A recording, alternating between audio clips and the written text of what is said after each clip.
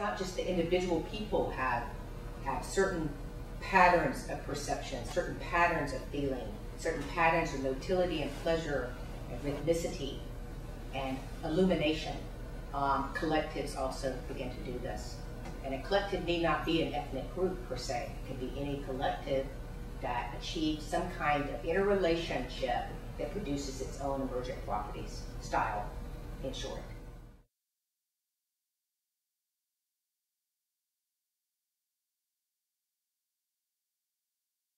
Dealing with these big notions that are really kind of everyone but singular.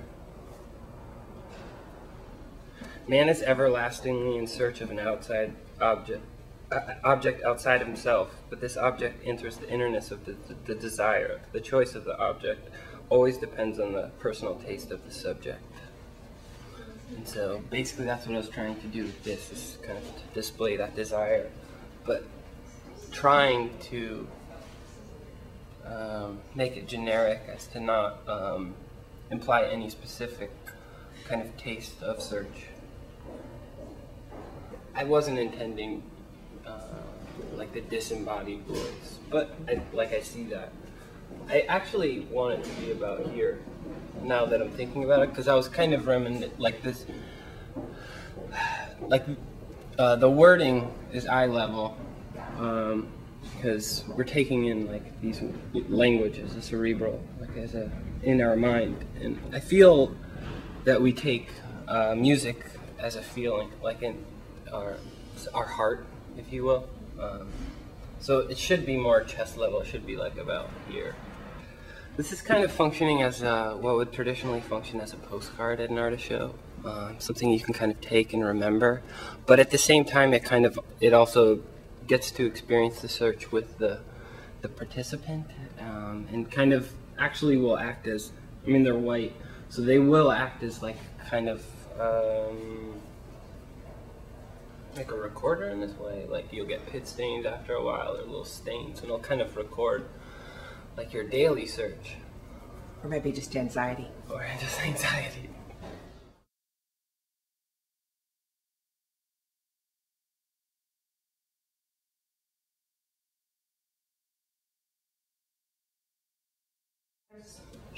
The story of Babel, fragmented and then positioned in the shape of the Braille Unicode for the word translation. And on one side of the transparent fabric, it spells out the story. The other side, it says translation in Braille. So if you're reading the words backwards to forwards, you're reading the Braille backwards.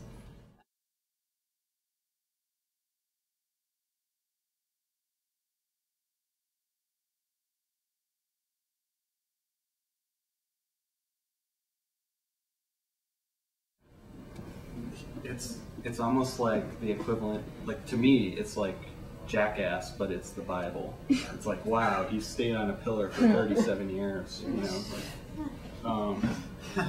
And there was stuff about, I mean, people came, he lived through people coming to see this guy up there, and he delivered sermons, and people asked his advice, and passed food up to him. I was fascinated. It was as though a veil had been rent. I saw in that ivory face the expression of somber pride, of ruthless power, of craven terror, of an intense and hopeless despair. Did he live his life again in every detail of desire, temptation, and surrender during that moment of complete knowledge? And like the couple people that I've watched dying, like especially like, right at the end, they become it's like they're going through some big like flip book of what happened to them. Like they seem really like combative internally, especially if they're no longer responsive to stimulus.